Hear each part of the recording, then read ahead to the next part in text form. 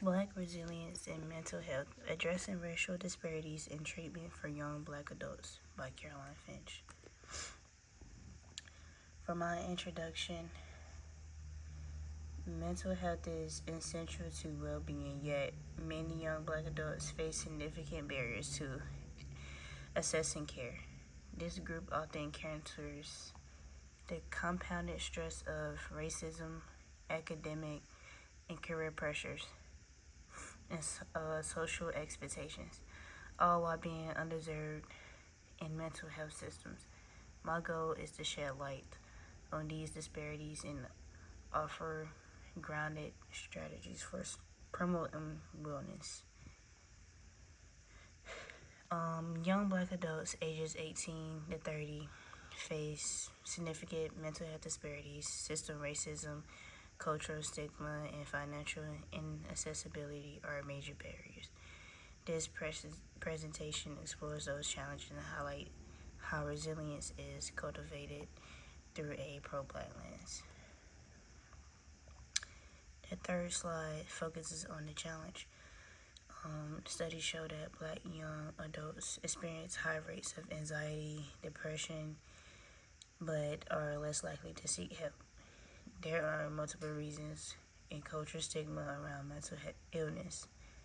Limited access to black therapists, financial burdens, and mistrust of healthcare systems. These intersecting challenges create a crisis that requires urgent attention. So, in the result of all of this, it lowered the rates of diagnosis and treatments. Cultural and historical barriers.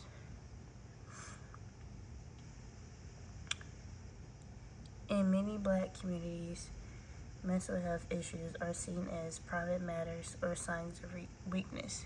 Instead of therapy, people may turn to religion or family. Additionally, historical injustices like the Tuskegee syphilis study had created a deep-seated mistrust in medical institutions. These experiences can't be ignored when addressing black mental health.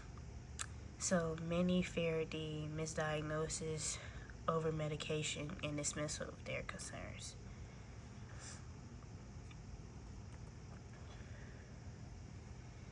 Financial accessibility.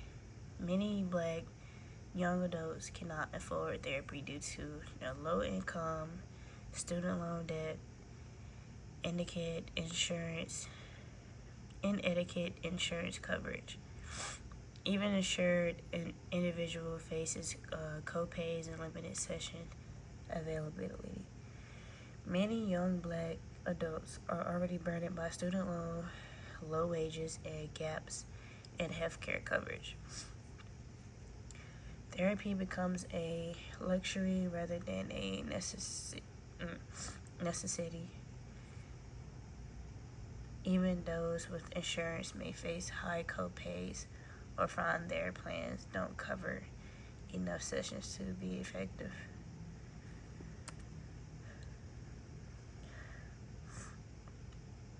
Underrepresentation in research. Traditional psychology often fails to account for the unique experiences of black individuals. Mental health models were built using predominantly white populations. That means that racial trauma and microaggressions black people face are often ignored, leading to misdiagnosis and ineffective treatment.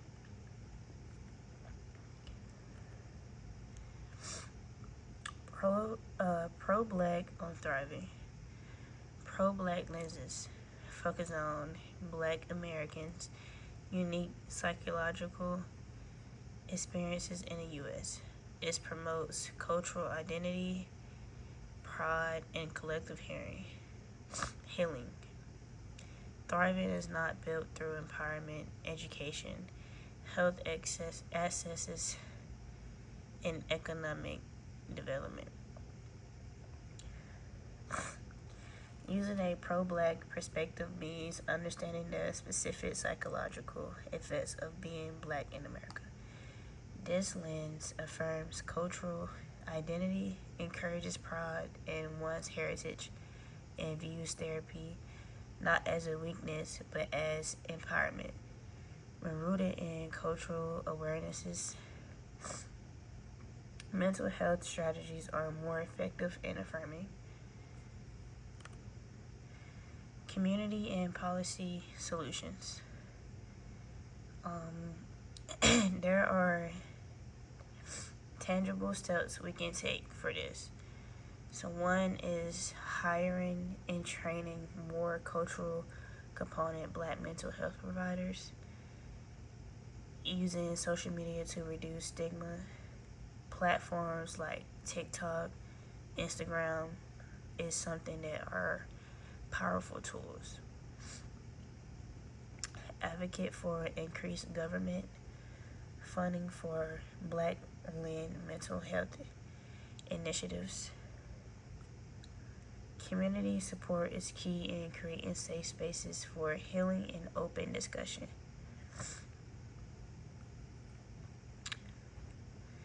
And also supporting organizations like Therapy for Black Girls, BEAM, and Henson Foundation. Representation in mental health research. This increases black participation in students and treatment designs. Collaborate with communities to address racial trauma. Develop culturally relevant and trauma-informed therapeutic models.